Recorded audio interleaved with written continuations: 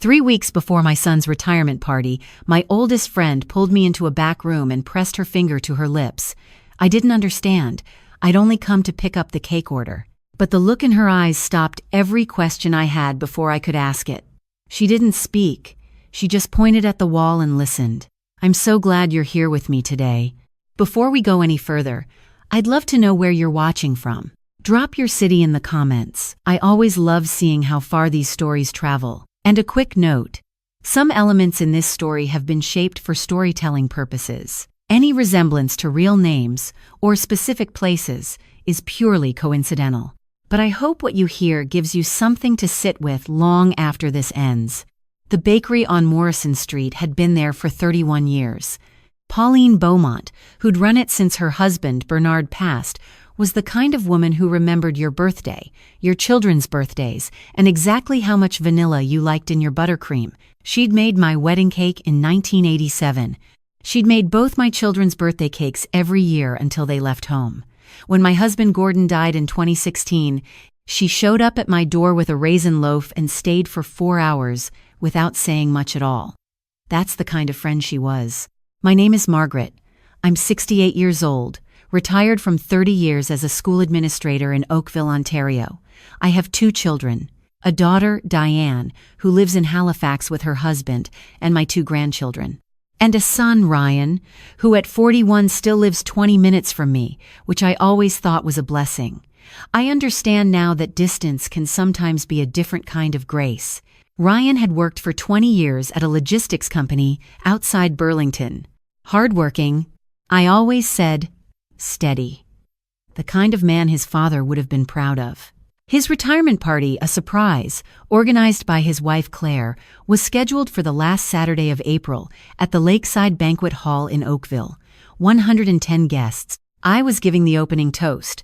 I'd driven to Pauline's that Tuesday afternoon to confirm the cake. Lemon chiffon, 3 tiers, white fondant, Ryan's name in gold. I'd put down the deposit in February. The bell above the door rang when I stepped in. Pauline appeared from behind the counter faster than I'd expected. Her face was wrong. She was 66, silver-haired, sharp-eyed, a woman who didn't rattle easily.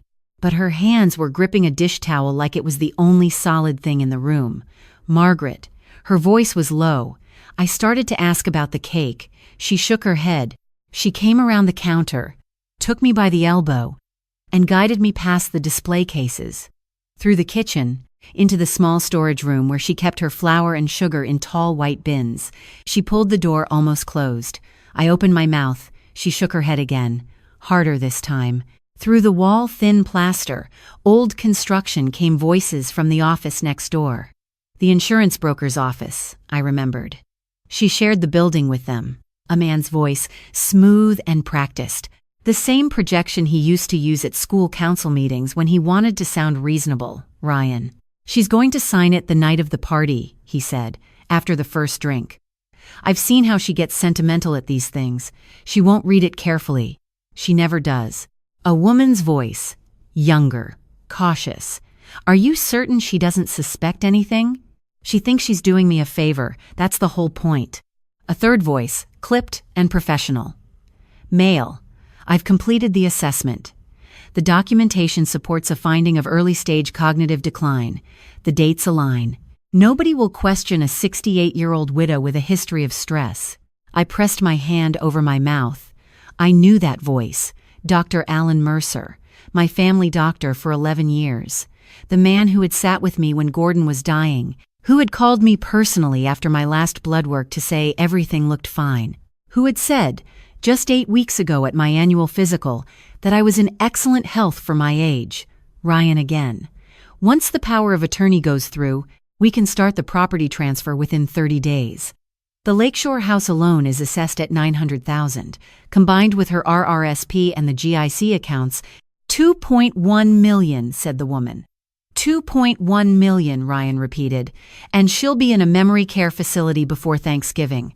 Maple Ridge is very discreet. Pauline's hand found mine in the dark. She squeezed so hard I felt it in my shoulder. I bit down on the inside of my cheek. I tasted copper. They were talking about me, my son, my doctor, a woman I didn't yet know.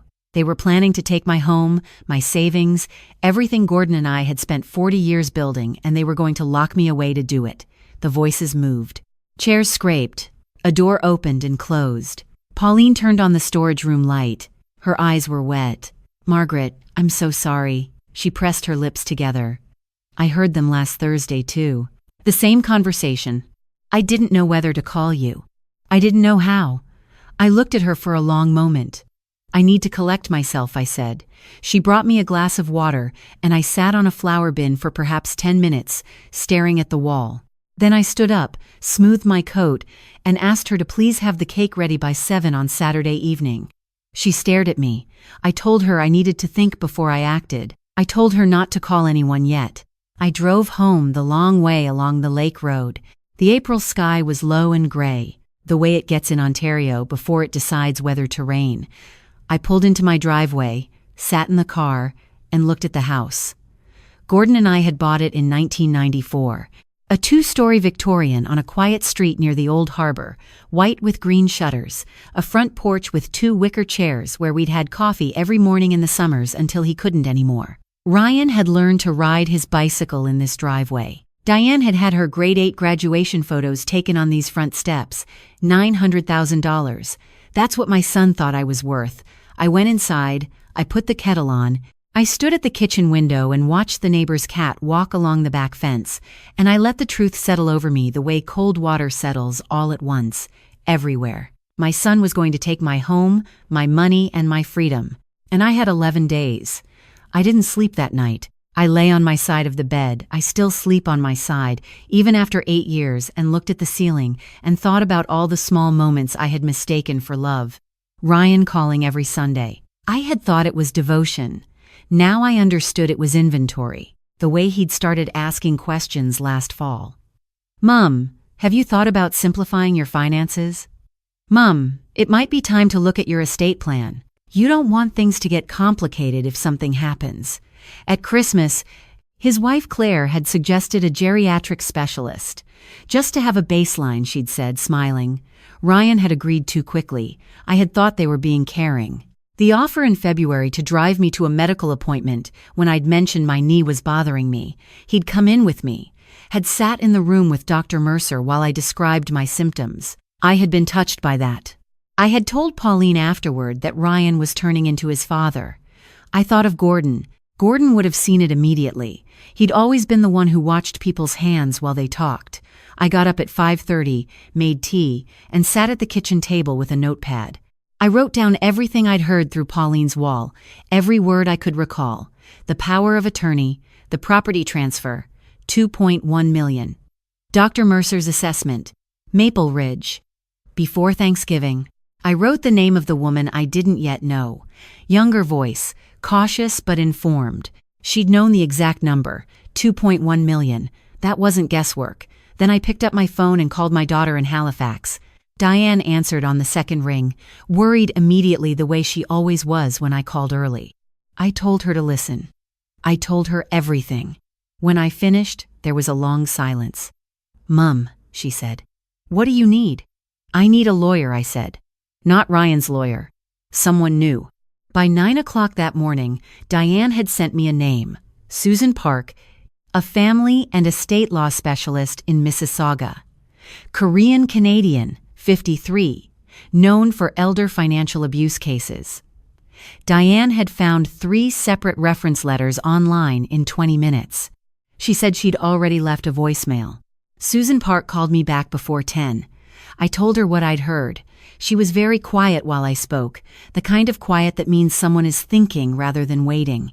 When I finished, she said she wanted to see me that afternoon. I drove to her office in Mississauga, a low-glass building near Square One. She met me at the reception desk herself, tall, direct, with reading glasses pushed up on her head and a legal pad already in her hand. We sat in a small boardroom. I told her again, carefully, with the notes I'd written at the kitchen table. She asked clear questions. Were there any documents I'd already signed? No. Did I have existing power of attorney documentation in place? Yes, a standard one naming Ryan, drawn up in 2018, but never activated. Had Dr. Mercer conducted any formal cognitive testing in my presence? Not in any way I'd understood to be a formal assessment. She wrote steadily while I spoke. When I finished, she set down her pen. Margaret, this is serious. The power of attorney you signed in 2018 creates real exposure. If they have a physician's assessment supporting cognitive decline, a court might not look closely enough at the underlying fraud. We need to move on 3 fronts immediately. She counted on her fingers. First, we revoke and replace the existing power of attorney today. I'll name Diane as your new attorney. Second, we begin an emergency application to freeze your assets should any transfer be attempted. Third, you need an independent cognitive assessment from a neurologist who has no relationship to Dr. Mercer whatsoever. How long do all of this take? I asked. For the revocation, 48 hours. For the independent assessment, I can get you an appointment at a clinic in Hamilton by Thursday. For the asset freeze, I'll file this week and have an order ready to activate on Saturday night. And the party? I asked. She paused. That depends on what you want to do. I looked at her. I want them to have nowhere left to run. She nodded slowly. Then the party proceeds. You give your toast. You let them believe it's working. And when they bring you the documents to sign because they will, we'll be ready. I drove home and sat in Gordon's chair in the study. His books were still on the shelves. His reading lamp was still in the corner. I'd left everything where it was, not because I couldn't bear to move it, but because I found I could still think clearly in that room. Who is the woman? I wrote on my pad. I called Diane again. She started making calls of her own. By Thursday evening, she had a name. Leanne Bates, 44, a financial consultant who'd worked with Ryan's company until 18 months ago, when she left under circumstances that were described in a professional association notice as a voluntary resignation pending review of client account discrepancies. She had since established a private practice. Leanne Bates had also, Diane discovered, shared an address with Ryan's company mailing account until October of last year. She wasn't just an accomplice, she was the architect. The independent neurological assessment happened Thursday morning at a clinic in Hamilton. Dr. Priya Nair, 50s, unhurried, thorough, spent 2.5 hours with me. Word association, memory sequences, logical reasoning, attention mapping. At the end, she looked at my results and told me that my cognitive profile was consistent with someone 15 years younger than my chronological age. She said she'd have the written report ready within 24 hours. When I left her office, I sat in the parking lot and breathed. Friday morning, Susan Park called to tell me the emergency asset protection order had been approved by a Superior Court judge in Mississauga. It would activate at 10 o'clock Saturday night. Any transfer initiated before 11:59 would be blocked automatically. Any documentation signed under fraudulent pretenses would be immediately contestable.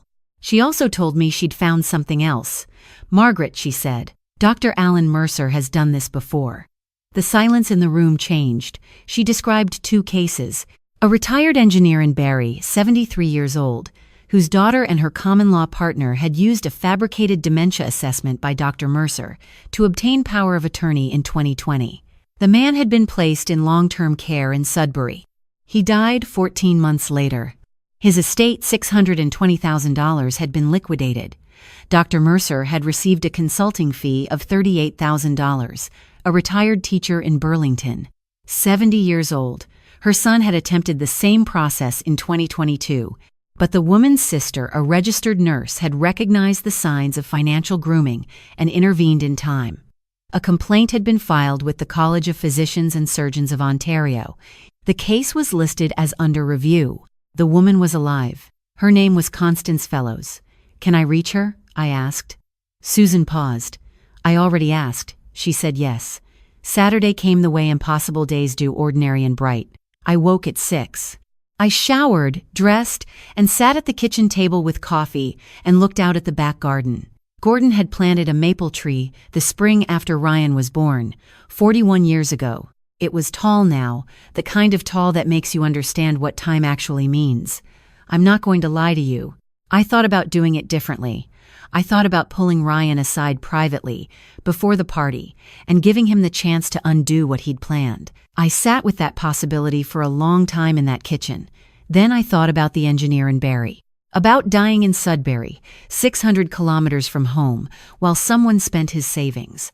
I got up and put on my earrings.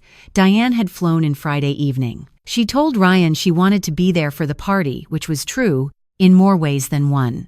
She arrived at my house Saturday morning, came through the back door with coffee from the place on the corner, sat across from me at the kitchen table, and didn't say anything for a while. Then she said, "Are you sure?" I said yes.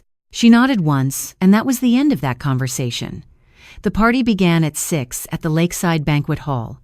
White tablecloths, centerpieces of pale yellow tulips, a Canadian rock playlist from the 70s and 80s playing softly over the speakers. Ryan's choice, which told you something about him, the good version of him, the version I had loved without question for 4 decades. 110 people, his colleagues, his friends, neighbors who'd known him since childhood, people who'd watched him grow up in that house on the harbor. I sat at the head table between Diane and Pauline, who Ryan had invited because he assumed my oldest friend had no idea what he'd planned. He kissed my cheek when I arrived. He told me I looked wonderful. Claire hugged me and said she was so glad I'd come, and her performance was so convincing that for just 1 second, I almost believed I'd misheard everything. I thought of the engineer in Barrie. I smiled back. Leanne Bates was at table 7. Mid-40s, well-dressed, a woman who looked at her phone often and at Ryan in a way that was too carefully neutral. She'd introduced herself during the cocktail hour as a former colleague. We shook hands. Her handshake was firm. She met my eyes and held them the way people do when they're checking whether you suspect anything. I gave her nothing. At 7:30, the MC introduced me. I walked to the microphone. The room quieted. 110 faces turned toward me, warm and expectant. I looked out at them and I thought of every parent who'd ever sat across from me in my years as a school administrator and trusted me to tell them the truth about their child, even when the truth was hard. I owe you the same courtesy, I thought. All of you. I took a breath. Ryan, I said. 41 years ago, on a Tuesday morning in October, I held you for the first time. You were 7 pounds exactly, and you looked at me with complete indignation, as though being born was something I had done to you personally. Laughter moved through the room. Ryan grinned. I told them about the bicycle in the driveway, about the time he built a birdhouse for school and Gordon spent 6 hours helping him make it level. And in the end, it wasn't level at all. But they were so proud of it, they hung it in the backyard anyway, and a family of sparrows moved in the following spring. Ryan's eyes were bright. Claire was smiling. Pauline, in my peripheral vision, was very still. I told them about Gordon, how Gordon used to say that a man's character shows itself in how he treats people who can't do anything for him. I let the room feel the weight of that. Several people nodded. The older guests, the ones who'd known Gordon, looked down for a moment. Then I set down the paper I was holding. I hadn't looked at it once. Marriage, family, trust. Those are the words we use at celebrations, I said. My voice was steady, and most of the time we say them without thinking. We say trust like it costs nothing, like it doesn't have to be earned and maintained and sometimes, very painfully, examined. The room had gone quieter. I said, 7 days ago I discovered that this party was not organized to celebrate my son's life. It was organized to create the right conditions to take mine. Ryan stood up. I looked at him. Please sit down, Ryan. He stared at me. Something moved across his face, first shock, then calculation, then a look I recognized from when he was 7 years old and had broken something and was deciding whether to deny it. He sat. I looked back at the room. I want to tell you what I found, and I want to tell you in front of all of you, because some of you are elderly, some of you have savings, some of you have signed documents you didn't read carefully enough. And what happened to me is happening to people in every province in this country, in every neighborhood, in families that look exactly like this one. The room was absolutely silent. I said, my son, working with a financial consultant named Leanne Bates and my own family physician, Dr. Alan Mercer, planned to have me sign an amended power of attorney document tonight at this party, after my toast, while I was emotional and distracted. That document would have given Ryan full legal authority over my financial affairs, my home, and my medical decisions. I paused. The document was ready. Dr. Mercer had prepared a written assessment stating that I show signs of early cognitive decline, a document that is false, fabricated, and contradicted by an independent assessment completed by Dr. Priya Nair at the Hamilton Neurology Clinic this Thursday. Her report confirms I have no cognitive impairment whatsoever. At table 7, Leanne Bates had gone very still. My home on Harbor Street is assessed at $900,000, I said. My registered retirement savings and GIC accounts total approximately $1.2 million. Ryan and Leanne Bates plan to transfer these assets through a numbered company incorporated in February. Once the power of attorney activated and Dr. Mercer's assessment was filed, I would have lost legal control of everything within 30 days. A woman at table 4 said something quiet to the man beside her. Two of Ryan's colleagues were looking at him. His face had gone the color of old snow. The plan, I continued, included placing me in a memory care facility called Maple Ridge before the end of the year. Someone at the back of the room said, "Good God, I want to be very clear about one thing," I said. This was not a plan that came from grief or confusion or a mistaken sense of what was best for me. This was a financial transaction. I was the asset. My home, my savings, my independence, those were the returns. Claire had not moved. She was staring at the tablecloth. Ryan stood again. "Mum, you have this completely." I said his name once, quietly. The way I used to when he was a child and he'd gone too far. He stopped. "There is one more thing," I said. "Dr. Alan Mercer has done this before." I nodded to Diane, who was standing near the audio-visual equipment at the side of the room. The large screen behind me came to life. 2 case summaries appeared. Names redacted in the public version, but the details clear. A retired man in Barrie, a retired teacher in Burlington.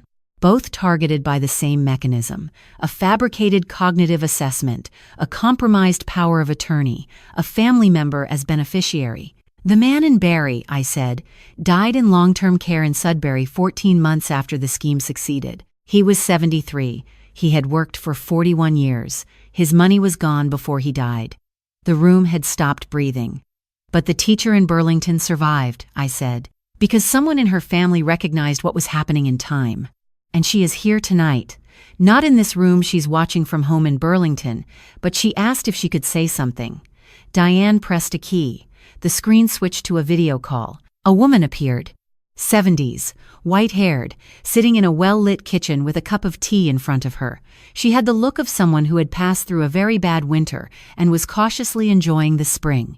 "My name is Constance," she said. "I'm a retired teacher. 3 years ago, my doctor told my son I was showing signs of dementia. I wasn't. He fabricated the assessment. My son used it to begin the process of taking my house and my savings." She paused. "My sister is a nurse. She recognized the signs that something was wrong, and she saved my life. Not dramatically, not with a big scene, just by paying attention and refusing to be fooled." She looked directly into the camera. "If you are a woman of a certain age watching this, or if you love one, pay attention. We are not confused. We are not past our usefulness. We are not ready to be managed and moved and quietly erased. The people who love us know this. The people who don't," she said, "they count on us to believe otherwise." The video ended. The room was absolutely still. I turned to face Dr. Mercer's empty chair. He had not been invited to the party, but Susan Park, sitting at table 9, stood up and spoke clearly for the room. "Dr. Alan Mercer," she said, "is the subject of a formal complaint filed this week with the College of Physicians and Surgeons of Ontario. He has been notified as of this morning. His license is under immediate review. 2 former patients are pursuing civil claims." A detective with the Halton Regional Police, who had been seated at table 12 as a guest for the past 2 hours, stood up and walked toward Ryan. He introduced himself quietly. Ryan's chair scraped back against the floor. A second officer moved to table 7. Leanne Bates did not resist. She gathered her bag with the precision of someone who had planned for this possibility. Ryan looked at me from across the room as the detective spoke to him in a low voice. He looked, for just one moment, like the 7-year-old who'd broken something and knew the conversation that was coming. Then the moment passed and he was 41 again, and whatever I saw there was beyond my ability to name. I turned off the microphone. The room dissolved slowly. Some people left quickly and quietly, the way people do when they've witnessed something they'll need time to process. Others came to me, old friends, colleagues, people who'd known Gordon. An older man whose wife had been my student 30 years ago held my hand and said, "You are the bravest woman I have ever seen." I told him I didn't feel brave. I felt tired. Pauline was the last one to reach me. She didn't say anything. She just put her arms around me and held on. The night wound down. Diane stayed. We sat in the kitchen at midnight, the same way we used to when she was a teenager, and came home late, and I'd wait up not to scold her but because I couldn't sleep until I knew she was home. "Mom," she said, "are you all right?" I looked at her. She was so much like Gordon. The same directness, the same patience underneath it. "I don't know yet," I said. "Ask me in a few months." She nodded. "That's fair. I want to tell you what the following months looked like, because I think it matters." Ryan was charged in June. The charges included fraud, conspiracy to commit elder financial abuse, and breach of fiduciary duty. He was released on bail pending trial. I was told by his lawyer, a different one, not mine, that Ryan wanted to reach out. I didn't respond. Leanne Bates was charged alongside him.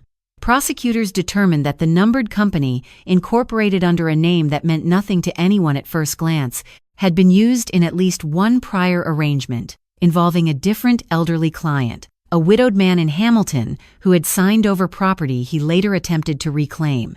That case was reopened. Dr. Alan Mercer's license to practice medicine was suspended in July, pending the outcome of the college review. The Barry family's estate was being examined for potential civil liability. Constance Fellows joined a coalition of elder abuse survivors that had been quietly organized by a legal aid clinic in Toronto. She testified at a provincial committee hearing in the fall. My asset protection order held. My home was never transferred.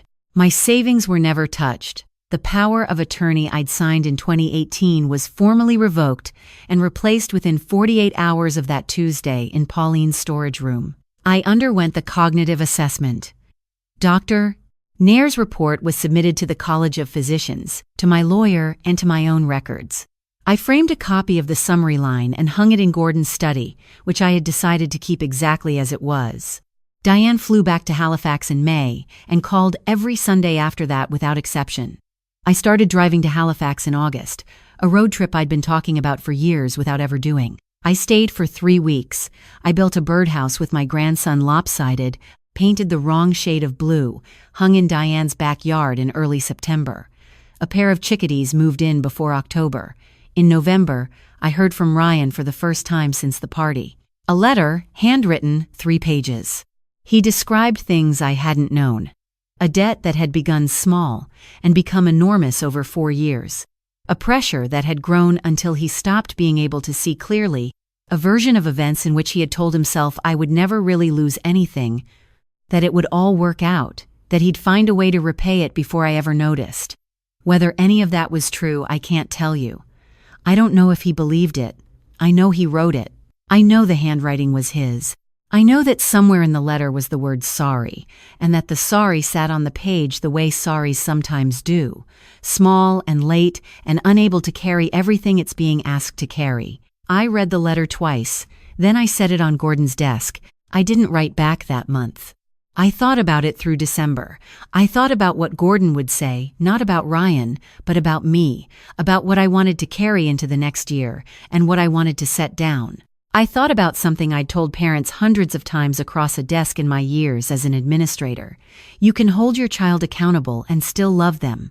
Those two things are not opposites. They never were.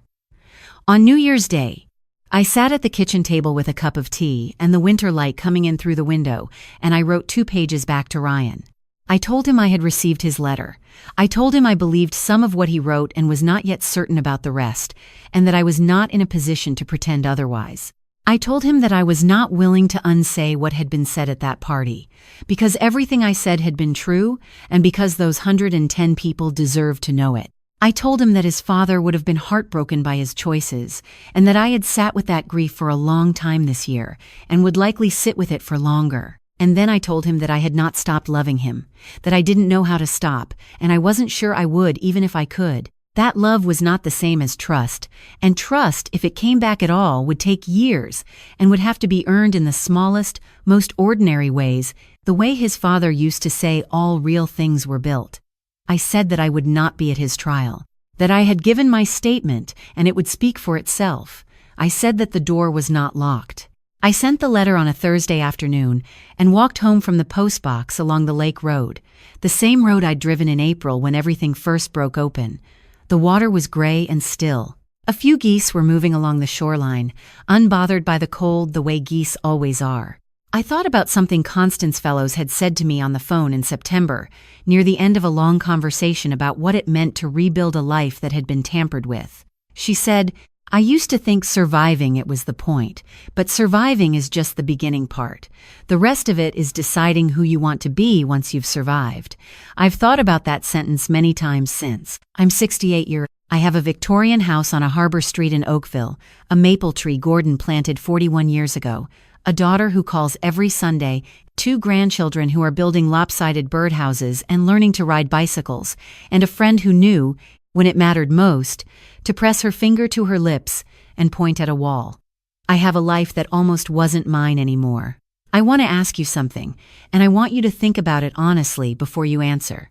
If you were in that banquet hall, if you had heard what I heard in that storage room and had 11 days to decide what to do, would you have stood up at that microphone? Or would you have found a quieter way, a private way to protect yourself?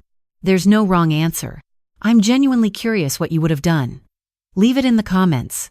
I read every one. And if this story touched something in you, if it made you think about someone you love, about documents you've signed without reading carefully, about the difference between love and trust, I'd be grateful if you stayed, because these stories matter. And so do the people watching them. A few elements here have been shaped for storytelling, but the heart of this is real. Elder financial abuse is the fastest growing form of fraud in Canada, and it happens most often not at the hands of strangers, but at the hands of people we let all the way in. If you know someone who might need to hear this, please share it. You might be someone's Pauline.